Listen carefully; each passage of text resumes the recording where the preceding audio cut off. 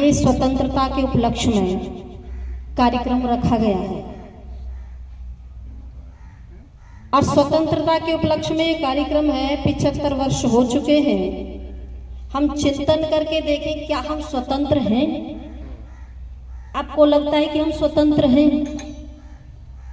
किसी को लगता है कि हम स्वतंत्र हैं? एक कविता आपने सुनी होगी, शहीदों की चिताओं पर लगेंगे हर वर्ष मेले, वतन पर मरने वालों का यही बाकी निशान होगा। इलाही वो भी दिन होगा जब अपना राज देखेंगे, अपनी ही जमी होगी और अपना आसमां होगा। अच्छा, हमारी जमी हमारा आसमां है? अगर होता ना तो ये कन्हैया की गर्दन काटी, कन्हैया की गर्दन नहीं काटी जाती। यदि ये होता, हमारी जमीन हमारा आसमान होता, तो हमें कुछ कहने का अधिकार नहीं है। आपने सुना होगा ना, अकबरुद्दीन सिंह जो ओवैसी का भाई है, आपने उसको खूब सुना होगा। उन्होंने क्या बोला है?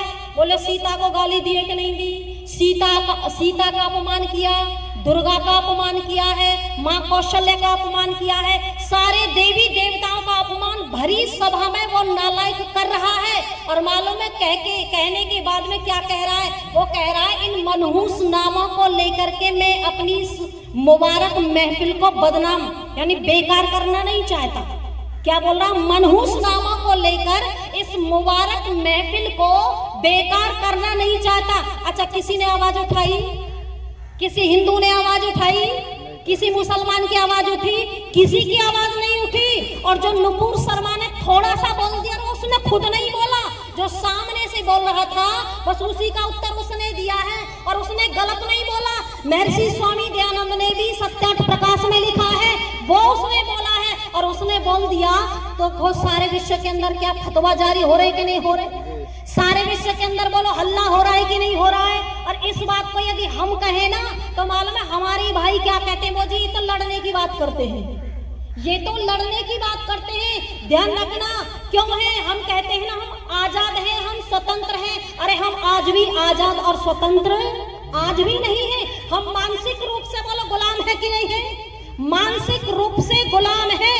और आप किसी प्रकार से दृष्टिपात करके देख लीजिए मेरी माताओं बहनों, मैं भारतवर्ष के अंदर मैं बहुत सारे प्रांतों में गई हूँ।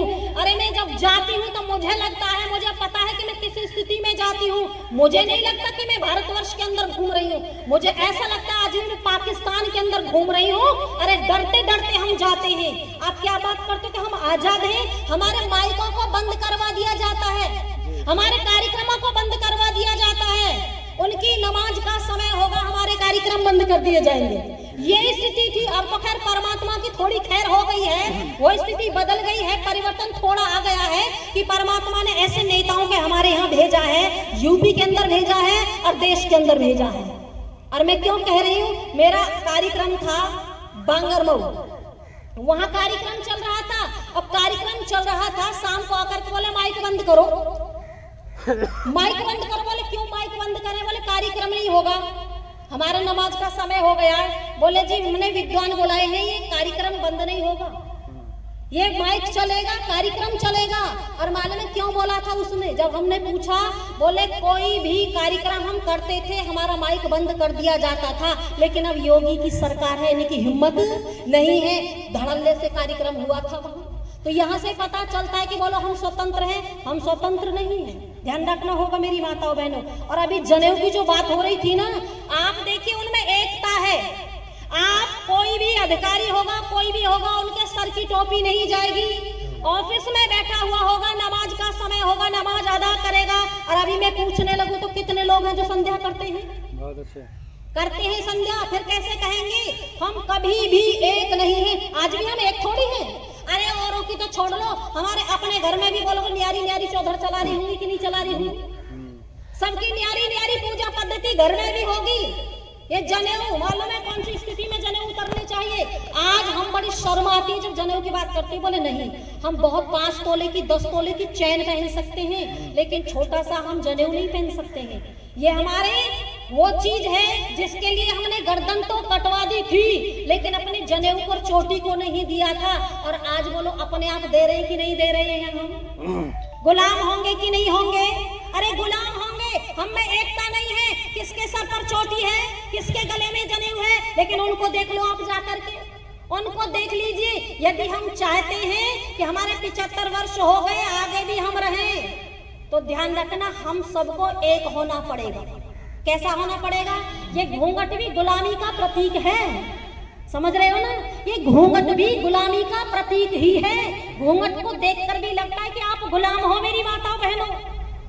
जब आप अपने बच्चे को कहती हो ना, क्या कहती हो? दूध नहीं कहेंगी, रुमाल नहीं कहेंगी, तौलिया नहीं कहेंगी, पानी नहीं कहेंगी, क्या बोलेंगी? मिल्क बोलेंगी, वाटर बोलेंगी, टॉवल बोलेंगी, हैंकी बोलेंगी। आप गुलाम हो कि नहीं हो? आपकी अपनी भाषा नहीं, भूषा नहीं, आपका रहन सहन नहीं, आपका खान पान नहीं, बोलो मानसिक रूप से गुलाम आज भी हो कि नहीं हो? आप सारे के सारे गुलाम हो, ध्यान रखना चाहिए।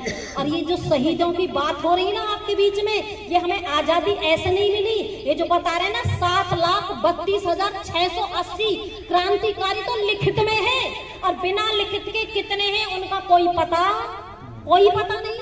बिना लिखित के कितने हैं उन्हें नहीं मालूम था कि आजादी के बाद मेरी माताएं बहनें ये लाभ उठाएंगी। कौन सा लाभ? जिसके लिए अभी भैया जी भी बोल के गए ना, बोले परिवार के लिए कुछ बोलिए। और मैं कहा करती हूँ, परिवार में एक चीज हो जाए, यदि एक चीज हो जाए, और वो चीज कौन सी हो जाए? वो चीज है यदि संस्कार मिल जाए। क्या मिल जाए? संस्कार मिल जाएंगे तो परिवार अच्छा बनेगा। अच्छे नेता, अच्छे अधिकारी, अच्छे डॉक्टर, अच्छे वकील, अच्छा ये आसमान से टपकते हैं, जमीन से पैदा होते हैं? कहाँ से पैदा होते हैं? संस्कारों से। सब ग्रस्त से निकलते हैं कि नहीं निकलते हैं? और ग्रस्त में जब संस्कार नहीं दिए जाएंगे तो बोले अच्छे बनने वाले नहीं है। इसलिए मूल में कमी कहाँ रही है? आप भगत सिंह को जब सुनती हो ना, भगत सिंह में संस्कार कहाँ से पड़े थे मालूम है? भगत सिंह के दादा थे अर्जुन सिंह, और अर्जुन सिंह थे ऋषि दयानंद के शिष्य। ये जो पवित्र संस्कार ऋषि दयानंद ने कराया था उनके दादा का, अर्जुन सिंह का। और अर्जुन सिंह को मालूम था कि किस प्रकार से संतान का निर्माण होता है। मैं बहुत लंबा नहीं बता रही आपको, क्योंकि ऋषि के जब संपर्क में आए, उन्होंने संस्कार विधि को पढ़ा, ऋषि की संस्कार विधि को पढ़ा, ऋषि की विचारधारा को उन्होंने सुना, तो मालूम है उन्हें लगा कि हमारे और हमारे बेटे के रहते ही देश आजाद होने वाला नहीं है। इसके लिए तीसरी पीढ़ी की भी आवश्यकता है। देखो 3 पीढ़ी इस देश पर शहीद हो गई है। बोले जाकर के विद्यावती के पास जाते हैं और जाकर के एक बात कहते हैं अर्जुन सिंह, बोले बेटी मुझे नहीं लगता कि हमारे रहते हुए ये देश आजाद हो जाएगा। मैं आपसे एक संकल्प लेना चाहता हूँ, क्या आप मुझे जो मैं चाहूँ आप मुझे वो दोगी? वो बेटी कहती, यानी उनकी जो पुत्र वधू विद्यावती, वो कहती बिल्कुल आप जो कहोगे पिताजी मैं अवश्य करूंगी वो पूरा। बोले मुझे नहीं लगता कि हमारे रहते हुए देश आजाद हो जाएगा, मुझे एक अच्छी संतान चाहिए और उसके लिए आपको तैयारी करनी पड़ेगी। और उन्होंने सब बताया, संस्कार विधि को पढ़ा करके उन्होंने बताया इस तरह से आपको संतान तैयार करनी होगी। विद्यावती ने कह दिया ठीक है पिताजी मैं इसके लिए तैयार हूँ, मना नहीं किया था। और आज वाली से बोल दो कि तुझे इस तरह से करना है, यदि सासू माँ ये भी बोल देना कि तुझे इस तरह से रहना है, ऑपरेशन नहीं होगा, बोले दिमाग खराब मत करो। अपने मन का करेगी कि नहीं करेगी? अपने मन का करती है कि नहीं करती? सासू कहे चक्की चलाओ, चलाने को तैयार नहीं है। ऐसे तो डॉक्टर नहीं चलाने देते, वो जाओ 2-3 महीने में कहते हैं बेड रेस्ट करना है। लेकिन वो विद्यावती वहां कह रही है जो कहोगे मैं वो करने को तैयार हूँ। ध्यान रखना, उन्होंने उसी प्रकार से तैयारी की थी। विद्यावती ने तैयारी की थी और तैयारी के बाद में एक पुत्र को जन्म दिया। उस समय उसको भागो वाला बोलते थे, क्योंकि चाचा जेल में थे तब छूट करके आए थे, तो उनको भाग्यवान समझते थे कि भाड़ा भाग्यवान है, इसे भागो वाला बोलते थे। उसका नाम भगत सिंह रहा। देखो संस्कारों का क्या प्रभाव होता है। जिस समय भगत सिंह 5 वर्ष के हैं, उस समय चाचा के साथ कहाँ जा रहे हैं? खेत पर जा रहे हैं। इस घटना को आपने सुना होगा। और जब खेत पर जा रहे हैं तो बोलो भगत सिंह ने मालूम है मेरी माताओं क्या कहा था? इनको मालूम होगा, आपको मालूम नहीं होगा। वो भगत सिंह कहता है चाचा ये क्या बो रहे हैं? बोले धान बो रहे हैं। जब थोड़े से धान बोएंगे तो बहुत सारे धान पैदा होंगे। तो मालूम भगत सिंह क्या कहता है? फिर चाचा धान क्यों बोते हो? अरे धान क्यों बोते हो? फिर तो इसमें बंदूकें वो हो ना, फिर बहुत सारी बंदूकें तैयार होंगी और अंग्रेजों को हम पीटते पीटते 7 समुंदर पल्ली पार भेज देंगे। अच्छा, 5 वर्ष के बच्चे में ये विचार कहाँ से आए? आज का 5 वर्ष का कुरकुरे और चिप्स मांगता है कि नहीं मांगता? कुरकुरे चिप्स मांगता है आज का 5 वर्ष का, और वो 5 वर्ष का बच्चा कह रहा है कि इसमें बंदूकें बोनी चाहिए चाचा, जिससे कि अंग्रेजों को हम पीटते हुए 7 समुंदर पल्ली पार भेज देंगे। ये है संस्कार। और जब 12 वर्ष का भगत सिंह था, उस समय जलियांवाला जो कांड हुआ था, उस समय भगत सिंह की उम्र 12 वर्ष की थी। वो भगत सिंह वहां जाता है, वहां से लहू लुहान मिट्टी को लेकर के एक शीशी के अंदर भरता है और वहीं से संकल्प लेता है, उससे सौगंध खा करके कहता है, भारत माँ, जब तक मैं इन अंग्रेजों को मारता हुआ 7 समुंदर पल्ली पार नहीं भेज दूंगा, मैं चैन की सांस लेने वाला नहीं हूँ। भगत सिंह वो थे, कहाँ से मिले? बोलो, संस्कार से मिले कि नहीं मिले? वो संस्कार से मिले मेरी माताओं बहनों। इसलिए तो कहा, मूल में है संस्कार। आप चाहते आपका परिवार ना टूटे, आप चाहते आपकी सेवा हो, आप चाहते आपका राष्ट्र अच्छा बने, तो आपको क्या करना होगा? आपको संस्कार देने होंगे। और जिस समय भगत सिंह फांसी के फंदे पर जा रहे हैं, फांसी के फंदे पर जा रहे हैं, उस समय भगत सिंह की माँ और दादी दोनों मिलने के लिए आई थी। और जब मिलने के लिए आई थी तो दादी रसगुल्ले लेकर के आती है, क्योंकि भगत सिंह को रसगुल्ले खाने का बड़ा शौक था, बड़ा प्रिय रसगुल्ले लगते थे। जब भगत सिंह रसगुल्ले खा रहे हैं तो दादी, भगत सिंह तो मुस्कुरा रहे हैं, हंस रहे हैं, लेकिन जो दादी थी वो रो रही है। और रो रही है दादी, तो दादी रोते हुए जब देखा भगत सिंह ने, तो भगत सिंह अपनी माँ से कहने लगा, माँ, मैंने कहा था दादी को लेकर के मत आना, क्योंकि दादी सहन नहीं कर पाएगी, दादी सहन नहीं कर पाएगी, तुम क्यों लेकर के आई हो? और दादी के पास जाकर के वो भगत सिंह कहता है, दादी, आज ये रोने का दिन नहीं है। देखो कैसे पिता थे और कैसे दादा थे। वो कह रहे, आज रोने का दिन नहीं है, आज तो खुशियां मनाने का दिन है। जो मेरे दादा का संकल्प था वो पूरा होने जा रहा है। वो संकल्प क्या था? उनका जनेऊ संस्कार किया था, जिन्होंने यज्ञ प्रार्थना लिखी है ना, लोकनाथ तर्क वाचस्पति, उन्होंने ही इनका भगत सिंह का जनेऊ संस्कार किया था। उस समय कहता है, दादी, दादा ने मुझे गोदी में उठा करके कहा था, ये मेरा पौत्र राष्ट्र के लिए काम करेगा, और आवश्यकता पड़ी तो हंसते हंसते फांसी के फंदे को भी झूम जाएगा। ये तो स्वाभिमान से सर उठाने का दिन है, ये रोने का दिन नहीं है। दादी वो इस तरह से जब कहा तो माँ की भी आंखों में आंसू आ गए थे, जिसका नौजवान बेटा फांसी के फंदे पर चढ़ने को जा रहा है। दादी की भी आंखों में आंसू, माँ की आंखों में भी आंसू आए हैं। तो उस समय भगत सिंह अपनी माँ से भी कहता है, माँ, आप रोती क्यों हो? अरे ये रोने का दिन थोड़ी है। तो देखो यहाँ माँ थोड़ी नर्वस होती है, और नर्वस होकर के माँ कहती है, बेटा, मेरा भी एक स्वप्न था, मेरा भी एक स्वप्न था। और वो स्वप्न क्या था? बोले, मैं भी चाहती थी कि मेरा बेटा बड़ा होगा, मेरे बेटे का विवाह होगा, दूल्हा बनेगा, घोड़ी पर चढ़ेगा, एक दुल्हन लेकर के आएगा, मेरे बेटे की हल्दी लगेगी, मेरे बेटे का कंगना बंधेगा। जब ये कहा तो भगत सिंह मुस्कुराते हुए कहता, माँ, तो तू चिंता क्यों करती है? तू चिंता क्यों करती है? तेरे बेटे के हल्दी भी लगेगी, तेरे बेटे का कंगना भी बंधेगा, तेरे बेटे की दुल्हन भी आएगी। माँ, तू चिंता क्यों करती? सारे काम होंगे, लेकिन वो कौन सी दुल्हन आएगी? आपने कभी चिंतन किया हो, जिसके घर में दुल्हन आती है, केवल एक घर के अंदर खुशी मनाई जाती है। बोलो, मनाई जाती है कि नहीं मनाई जाती है? एक घर के अंदर खुशी मनाई जाती है। और माँ सुन, अरे तेरा बेटा तो वो दुल्हन लेकर आएगा, आजादी रूपी दुल्हन लेकर के आएगा। एक घर में नहीं, पूरे भारतवर्ष के अंदर खुशियाँ मनाई जाएंगी। तेरा बेटा तो वो दुल्हन लेकर के आएगा। माँ, तू घर जा, घर जा करके गीत गवा, गीत गवा, खुशियाँ मना। वो विद्यावती सावधान होती है और कहती है कि तू ठीक कहता है बेटा, और जब विद्यावती घर जाती है, हमारे बीच में सम्मानीय हमारे भाई महेंद्र आर्य हैं, उनका भी धन्यवाद है। बैठिए। अब विद्यावती जैसे ही घर पहुंचती है, और जब घर पहुंची विद्यावती, तो जाकर के पड़ोस में वो विद्यावती कहती है कि मेरी माताओं बहनों, मेरे घर गीत है, आपको गीतों में आना है। सारी मोहल्ले की जो महिलाएं थी वो कहने लगी विद्यावती पागल हो गई, इसका दिमाग खराब हो गया है। क्यों? क्योंकि इसके बेटे को तो फांसी के फंदे पर चढ़ा दिया जाएगा और ये कहती है कि मेरे घर गीत है, गीतों में आना है।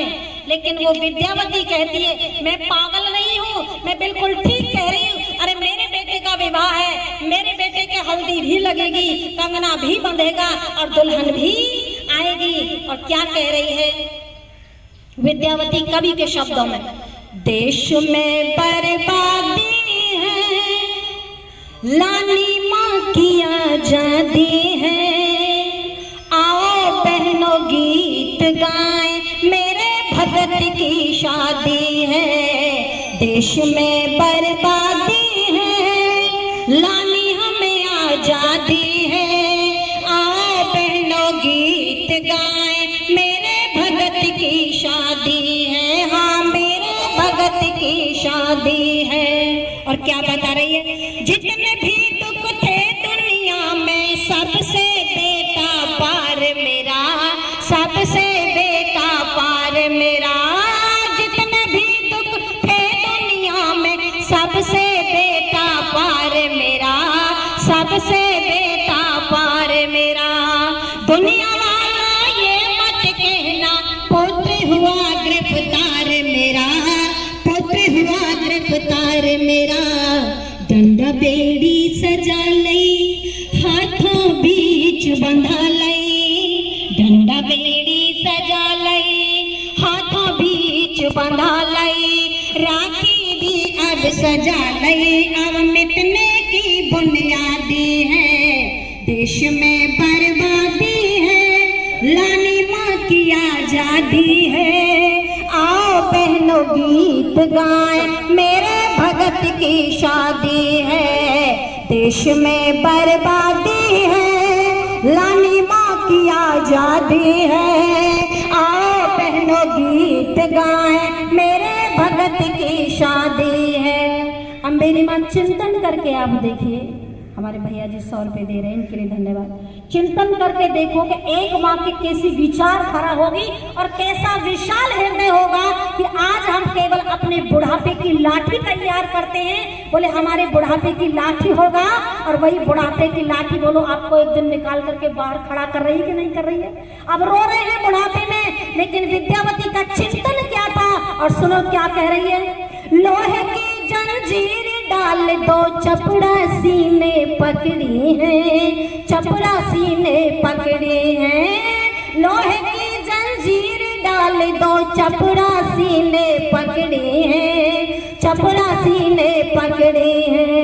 मेरी बहनों ये मत कहना हाथों बीच हथगड़ी है, हाथों बीच हथगड़ी है, ये बंधा कंगना गात में, गोरे गोरे हाथ में, बंधा कंगना गात में, गोरे गोरे हाथ में, बाराती थे साथ में, संग बाराती देहाती है। देश में बर्बादी है, लानी माँ की आजादी है, आओ बहनों गीत गाएं, मेरे भगत की शादी है। वो माँ क्या कह रही है, मेरे बेटे के कंगना भी बंधेगा, लेकिन कंगना कैसा होगा, अनोखा कंगना होगा। जो लोहे की जंजीरें हैं वो मेरे बेटे का कंगना है और मेरे बेटे की हल्दी भी लगेगी। मेरे बेटे की हल्दी कैसी होगी, अरे जितनी माताएं अपने बेटों के हल्दी लगाती हैं उसका रंग पीला होता है, अरे मेरे बेटे की जो हल्दी होगी उसका रंग कैसा होगा, लाल होगा। अनोखी हल्दी होगी, अनोखी दुल्हन होगी। और क्या कह रही विद्यापति, मेरे बेटा अकेला भी नहीं जाएगा, मेरे बेटे की बारात में बराती भी जाएंगे, मेरा बेटा अकेला नहीं जाएगा। और बराती भी कैसे होंगे, जैसे आपकी बेटों की बारात में बराती जाते हैं, अरे वैसे बराती नहीं होंगे, अरे मेरे तो बेटे की बारात में बराती भी अनोखे ही होंगे। और क्या बताया है, राजगुरु सुखदेव भगत के साथ बराती जाएंगे, साथ बराती जाएंगे, राजगुरु सुखदेव भगत के साथ बराती जाएंगे, साथ बराती जाएंगे। नाते रिश्तेदार भगत ने फांसी हार पहनाएंगे, दासी हार पहनाएंगे। गाओ बहना गाने को, देर न हो अब जाने को। गाओ बहना गाने को, देर न हो अब जाने को। चलो बारात सजाने को, यहाँ बहन बुआ और दादी हैं। देश में बर्बादी है, लानी माँ की आजादी है। आओ बहनों गीत गाएं, मेरे भगत की शादी है। देश में बर्बादी है, लानी माँ की आजादी है। आओ बहनों गीत गाएं, मेरे भगत की शादी है। हाँ मेरे भगत की शादी है। हाँ मेरे भगत की शादी है। इस प्रकार मेरी माताएं अपने बच्चों को संस्कार देकर के तैयार करती थी, और वो अपने लिए नहीं किया करती थी, वो राष्ट्र के लिए क्या करती थी, ध्यान रखना होगा। राष्ट्र के लिए क्या करती थी। आज गीत तो गाते हैं, महाराणा प्रताप के भी गीत गाते हैं। मैं कहा करती गीत गाने से काम चलने वाला नहीं है। कुछ करना होगा आपको, जागना होगा आपको।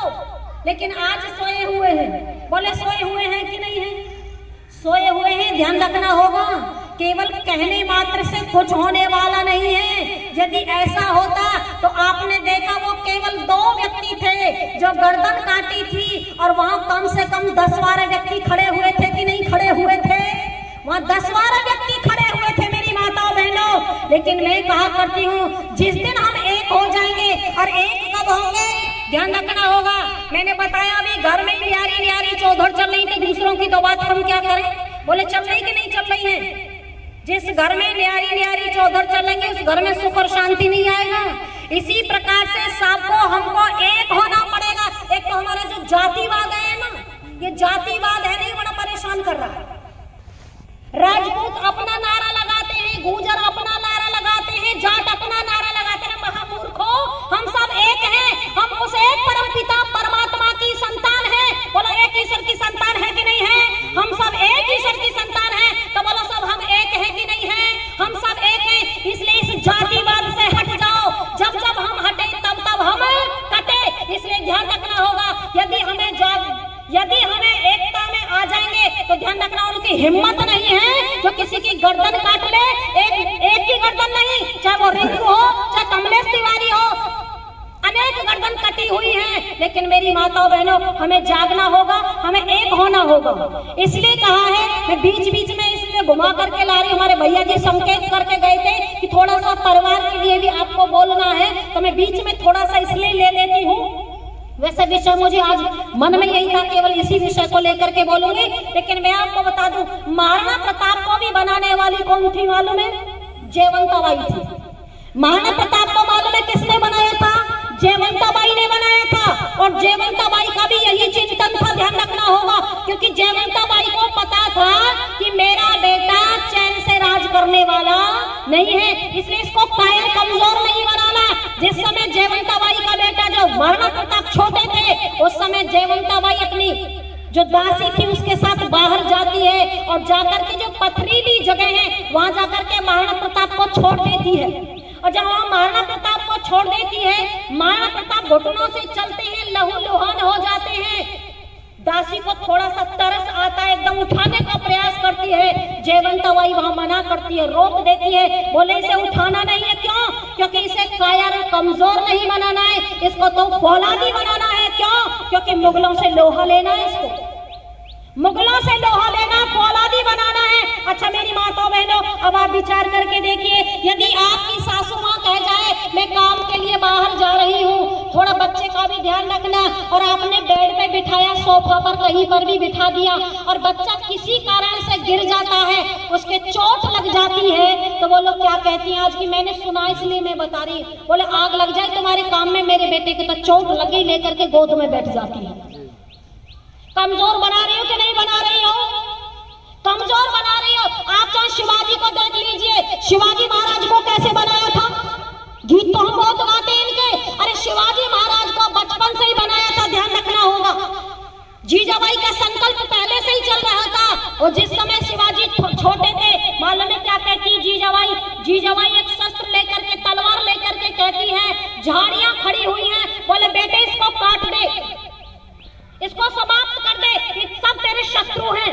अब बेटा ये नहीं पूछ रहा माँ मैं क्यों काट दूं, ये शत्रु थोड़ी है। बोले माँ की आज्ञा है, जैसा ही वैसा ही काम होगा।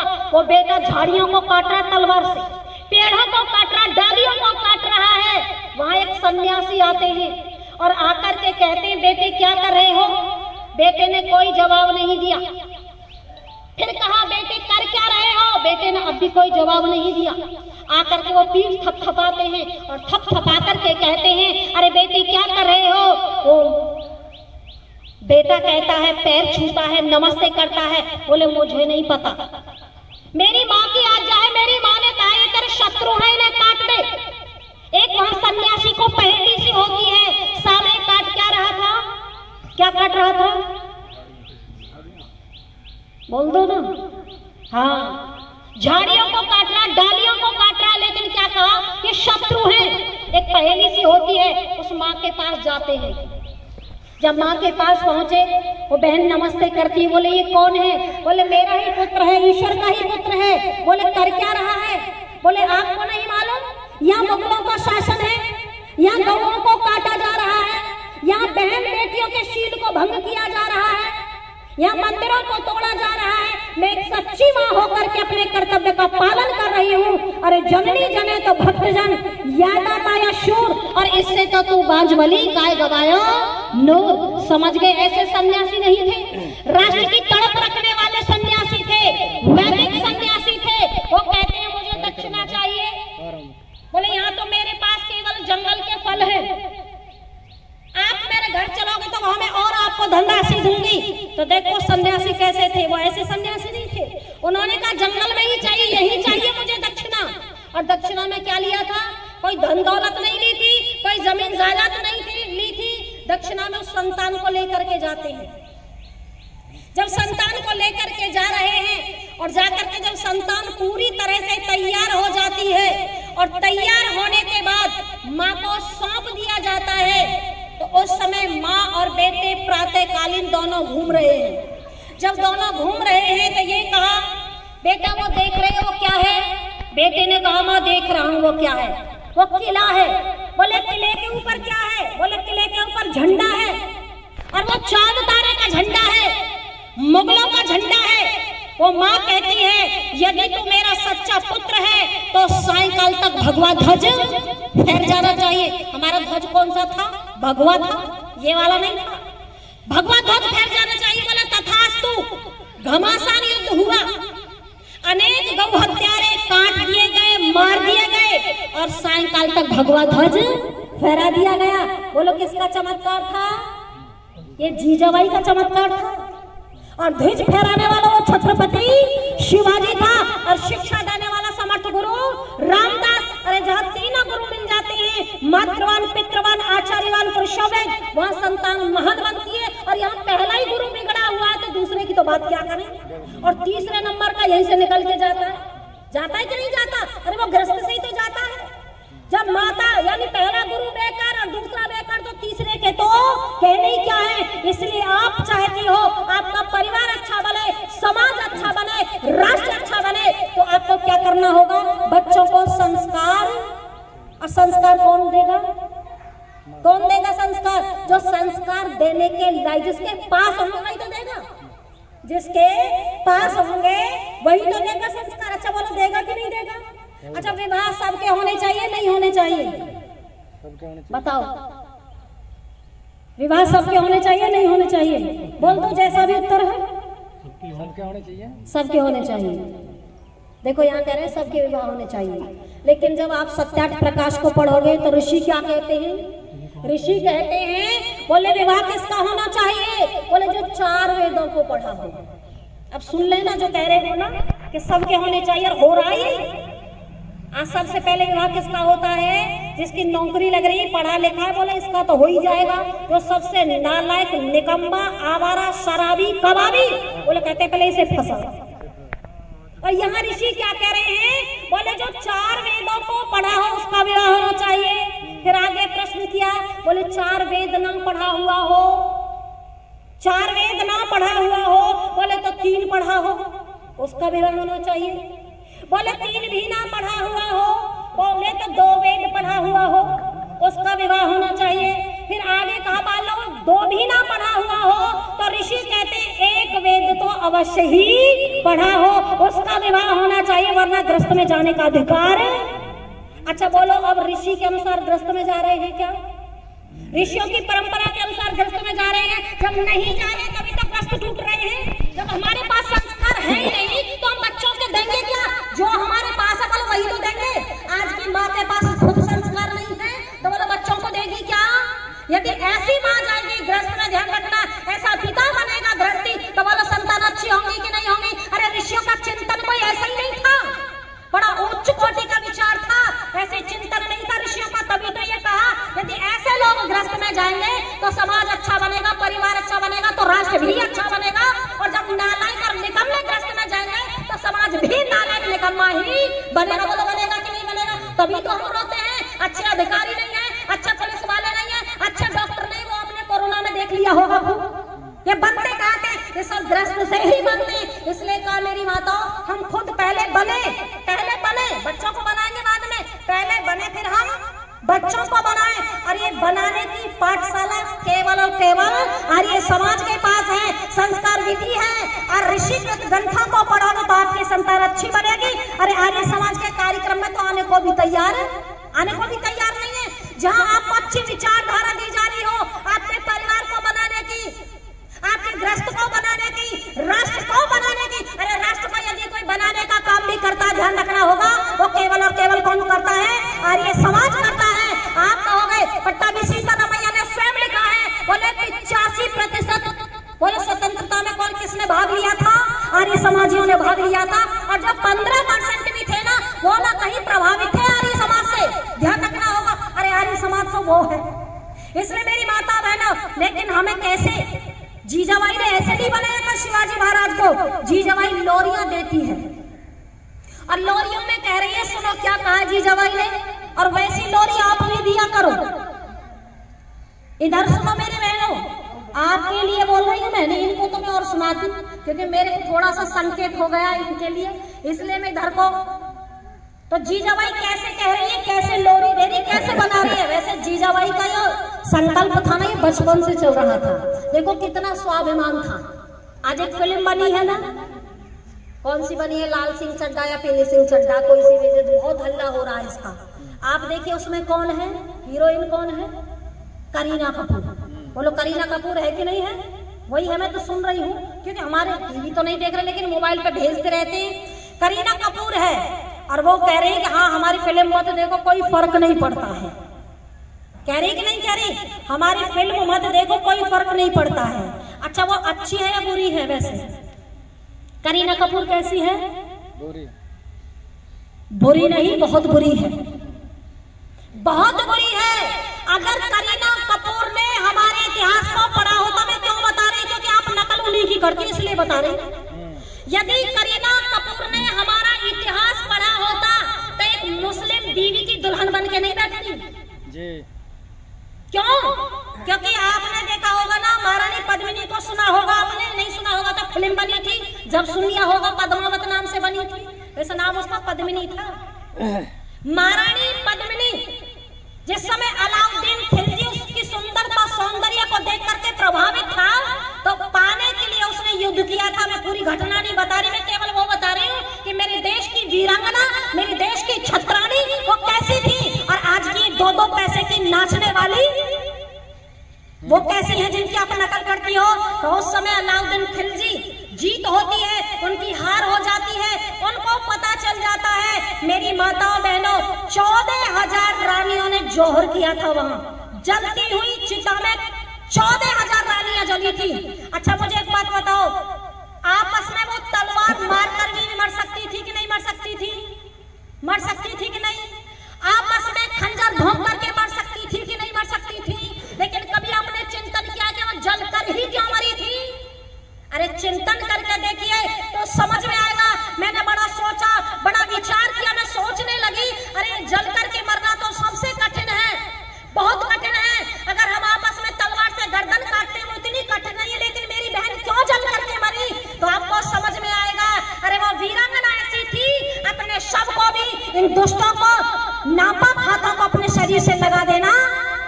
नापाकी समझती थी। बोले मेरे शरीर को कोई दुष्ट व्यक्ति स्पर्श ना कर जाए, इसलिए जलती हुई चिता में उन्होंने अपने शरीर को ही भस्म कर दिया था।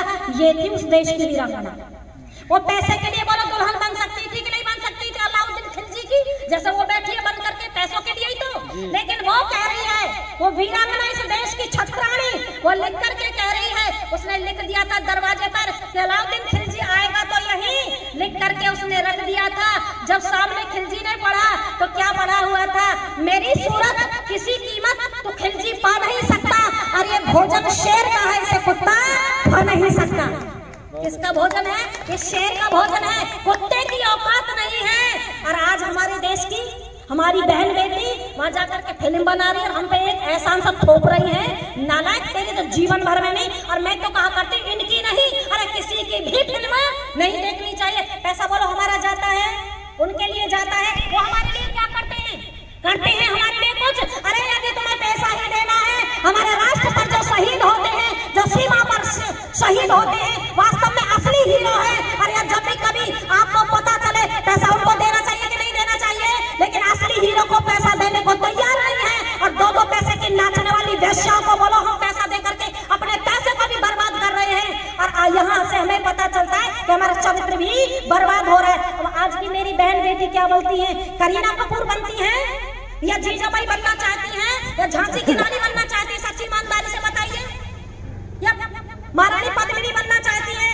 आप खूब देख रहे हो इन्हीं को लेकर के, चाहे वो राम, चाहे वो राहुल नाम रखे, चाहे दीपक नाम रखे, चाहे कोई भी नाम रखे, मुसलमान लेकर के जा रहे हैं कि नहीं जा रहे? हिंदुओं की लड़कियों को क्यों लेकर के जा रहे हैं? अरे तुम, मैं तो कहती हूँ चाहे वो हिंदू का लड़का सही, यदि तुम इस चक्कर में ना पड़ोगी तो ऐसा होने वाला नहीं है। आपको पता है विवाह से पहले चाहे वो लड़का हो चाहे वो लड़की हो, कितने रिश्ते होते हैं? छोटी है बेटी का रिश्ता है, बराबर की है बहन का रिश्ता है, और बड़ी है तो माँ का रिश्ता है। ये रिश्ते केवल विवाह के बाद में बनते हैं, जो कि आज ये चला हुआ नहीं बीमारी है, ये उन्हीं के कारण है। इसलिए मेरी माताओं बहनों, मैंने कहा कि हम क्या करें, हम थोड़ा चिंतन करें, हम बने और बच्चों को बनाएं। जीजाबाई किस तरह से लोरी दे रही है मैं उसको बता दूं, बताना तो और भी चाह रही थी, मैं जल्दी जल्दी आपको बताऊं। वैसे ही लोरी आप भी दिया करो और वैसा ही बनने का प्रयास किया करो। उनकी नकल मत करो, मैं नकल के लिए मना नहीं कर रही, लेकिन जो वास्तव में जिसकी हमें नकल करके हमारे जीवन को उन्नति के सोपानों पर चढ़ाए, हमें उनकी नकल करनी चाहिए। और क्या कहा है देखो, जीजाबाई का चिंतन है, और क्या कह रही है कि पले न झुलाऊं शिवाजी मेरे लाडले जी, पले न झुलाऊं शिवाजी मेरे लाडले जी।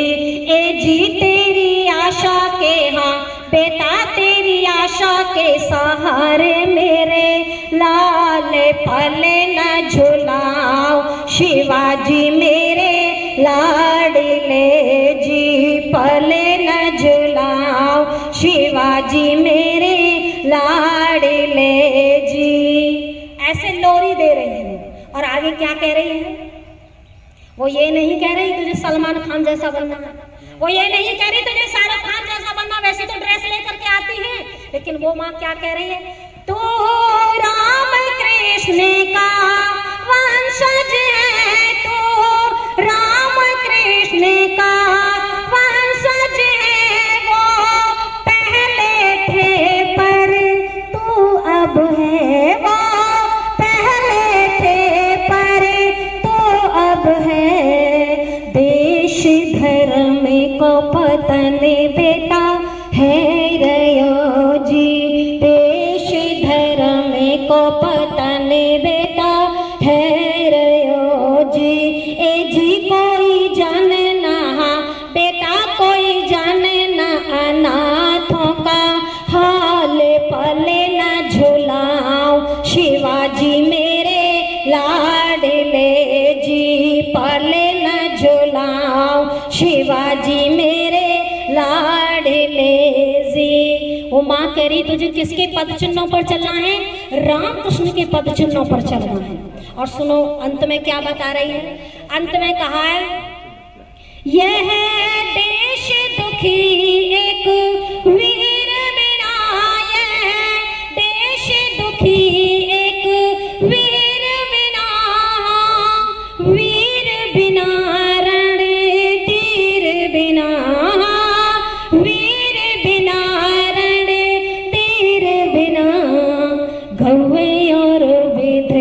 बहुते दुख पा रहे जी, गौवे और विधवा बहुते दुख पा रहे जी।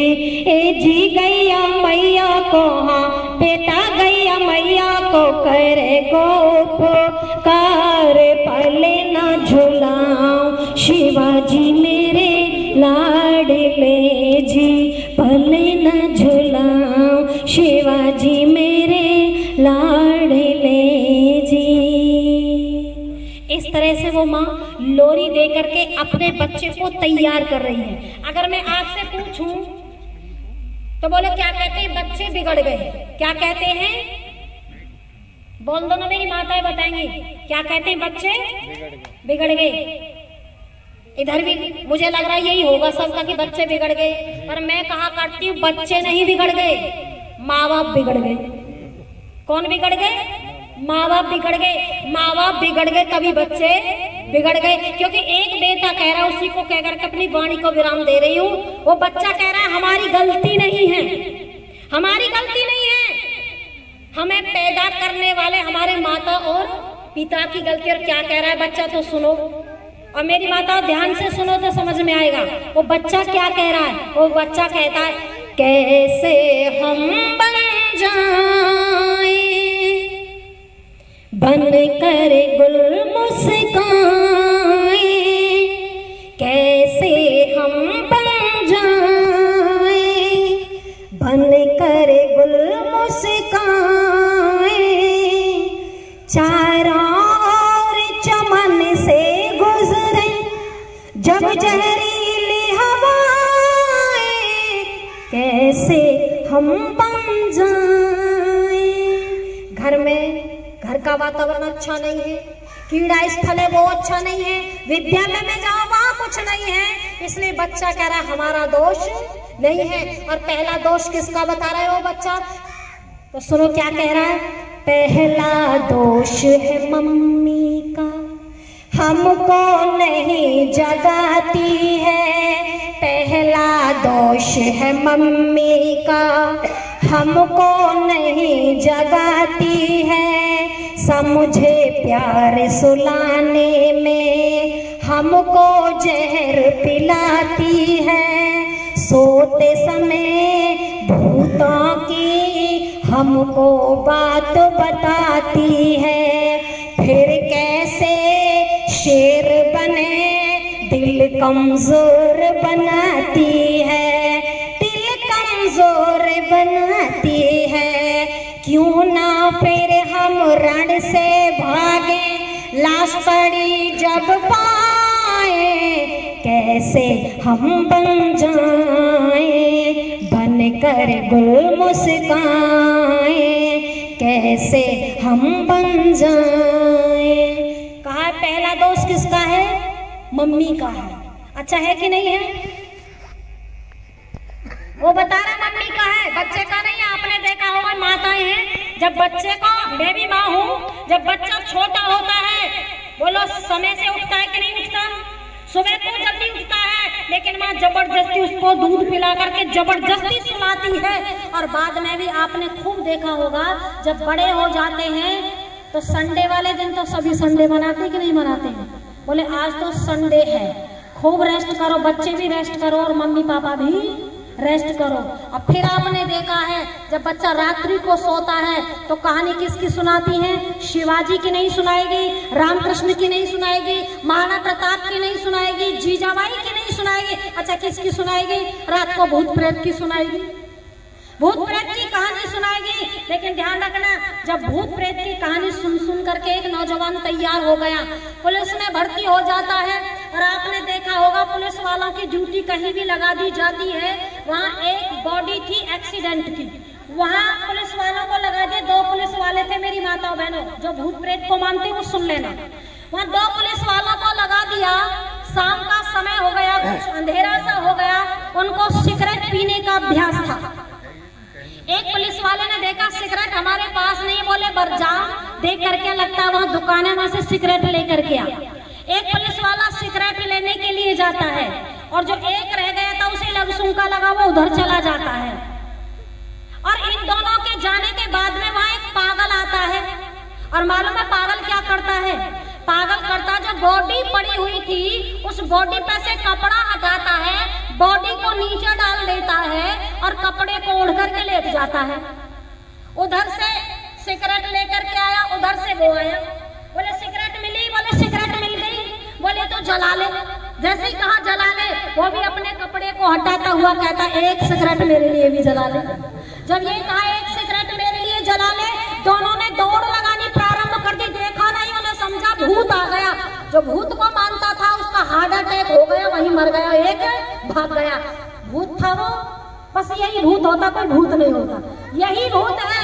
इसलिए बच्चा कह रहा हमारा दोष नहीं है, हमको कायर और कमजोर बनाने वाले भी कौन है? हमारी माँ है। और केवल माँ ही नहीं, फिर आगे घर वालों को कहा, और क्या कहा? दूजा दोष पिता का है, हमसे चिलम भरवाते हैं। भरवाते कि नहीं भरवाते? भरवाते हैं। और जब चिलम नहीं तो आज थोड़ा जमाना मॉडल हो गया है तो शब्द भी कभी के बदल गए हैं। वो भी बता रहा है दूजा दोष पिता का है, हमसे पैक बनवाते हैं, देर रात तक चलती महफिल, मेहमान रोज यहाँ आते हैं, अपनी इस नादानी को इज्जत की बात बताते हैं, हमसे कहें वो हीरो, मन ही मन मुस्काते हैं, मन ही मन मुस्काते हैं, सिगरेट के टुकड़े चुग चुग कर सुनते खूब लगाए, कैसे हम बन जाएं बनकर गुल मुस्काए। क्योंकि समय हो गया, व्याख्या नहीं करूंगी, अब आगे ध्यान दो। फिर कहा तीजा, तीजा कौन है? तीसरा बताया है तीजी अरज है गुरुओं से, उनसे माफी चाहते हैं, भारी भरकम बैग उठाकर रोज विद्यालय जाते हैं, देखो तो परीक्षाओं में हमसे नकल कराते हैं, भला हमारा क्या ये करें, उल्टा चोर बनाते हैं, उल्टा चोर बनाते हैं, गुरु हमारे हमको देखो पक्का गुरु बनाए, कैसे हम बन जाएं बनकर गुल मुस्काए। और देखो आगे क्या बता रहा है, वो बता रहे हैं आप नियम बना रहे हो, आप सड़क बना रहे हो, तो बच्चा क्या कर रहा है? उस शब्दों पर ध्यान दो कवि के पे, क्या कह रहा है? दिन में दीप जला बैठे हम, जलना किसने सिखलाया, सड़क बनाई सड़कों पर चलना किसने सिखलाया, नियम बनाए नियमों में रहना किसने सिखलाया, जन जन कर डाल दिए पलना किसने सिखलाया, पलना किसने सिखलाया, ओम प्रकाश बनाए हमको फिर हम देश बनाए, कैसे हम बन जाएं बनकर गुल मुस्काए, कैसे हम बन जाएं बनकर गुल मुस्काए।